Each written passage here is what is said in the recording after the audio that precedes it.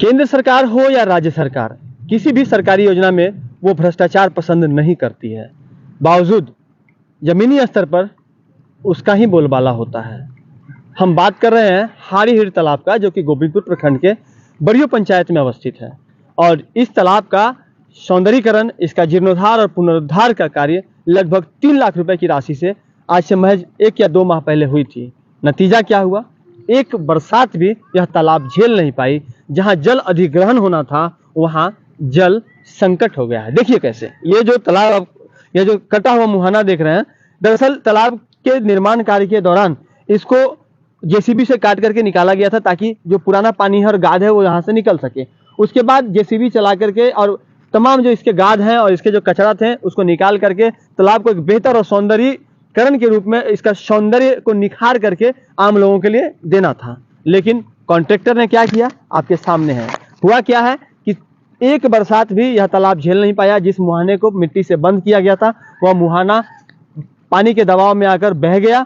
नतीजा यह हुआ कि इसके अंदर जो मछलियां थी और जो पानी थे सभी के सभी बह गए, और किसानों की जो उम्मीदें थी, जो पशुपालक, जो मत्स्य पालक थे, उनकी उम्मीदें भी कहीं ना कहीं धराशायी हो गए। अब वो उपायुक्त के पास जा रहे हैं, गुहार लगा रहे हैं। कुछ ग्रामीण यहाँ हैं, उनसे हम बात करने का प्रयास करते हैं, जानते हैं कि क्या कुछ समस्या हुई है और क्या मांग करते हैं। सर, क्या हुआ था यहाँ पर? यहाँ पर मिट्टी काटा, जो तालाब का आड़ बढ़िया से नहीं दिया, और बढ़िया से देने से जो है नहीं कटाव नहीं होता। मछली पालन किया था, सब चल गया बढ़िया से। तालाब कटाव नहीं किया, जैसे तैसे करके और वो अपना निकल लिया।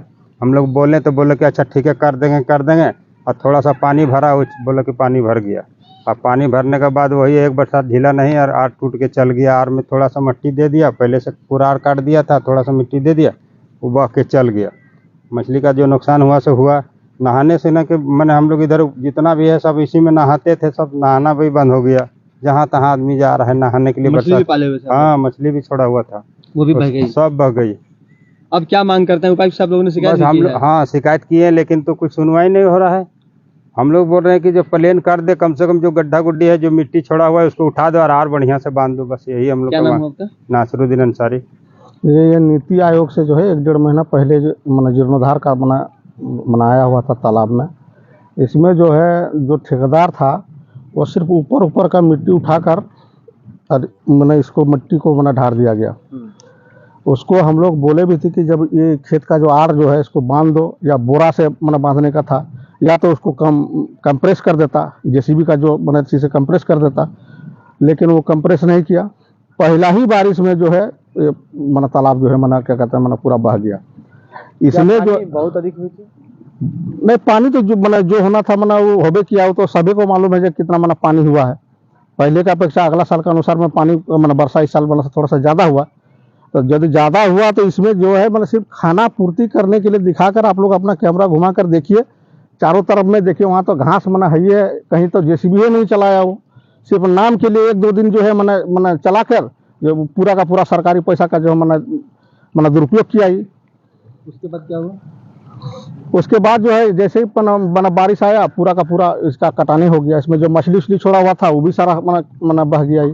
लगभग कितने का नुकसान पशुपालक को हुआ होगा? पशुपालक का 10,000 का लगभग में उसको नुकसान हुआ होगा।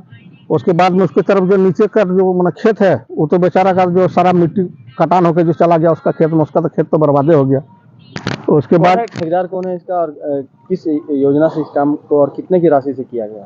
ये नीति आयोग द्वारा से जो है 2,99,000 का समथिंग में कुछ इसका बना था। और हमारा ठेकेदार जो है सबारक अंसारी द्वारा किया गया है। अब ब्लॉक के द्वारा हुआ, सबारक अंसारी ने कराया। आप लोगों ने कंप्लेन कहाँ किया अभी तक? अभी हम लोग डीसी साहब को आवेदन दिए थे। अच्छा। और हम लोग को उम्मीद है कि डीसी साहब उसका अवलोकन करेंगे और उचित कार्रवाई करेंगे। तो डीसी साहब से मुलाकात हुई थी या सिर्फ आवेदन देकर आ गए थे? नहीं, हम लोग सिर्फ आवेदन ही क्या कहते हैं देकर आए थे।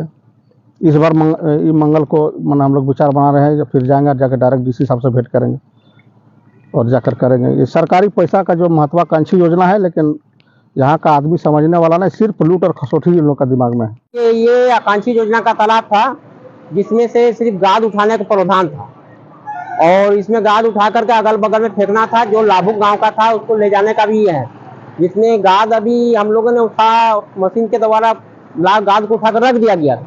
अब कोई अपना किसान उठा के ले जाएगा तो उसको कोई बाधा नहीं है।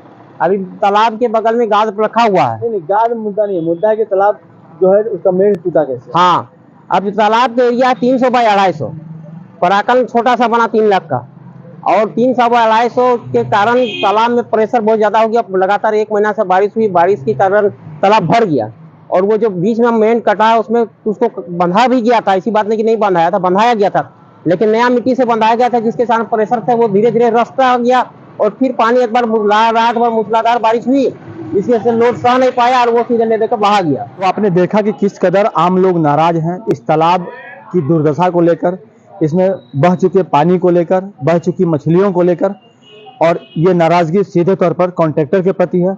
पूरे मामले में कॉन्ट्रैक्टर ने क्या कुछ कहा है वह भी हमने सुनाया आपको।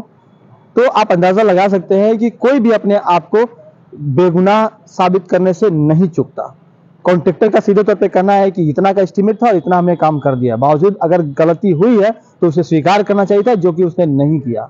अब दूसरी बात यह है कि पूरे मामले में धनबाद जिला प्रशासन को संज्ञान लेने की आवश्यकता है।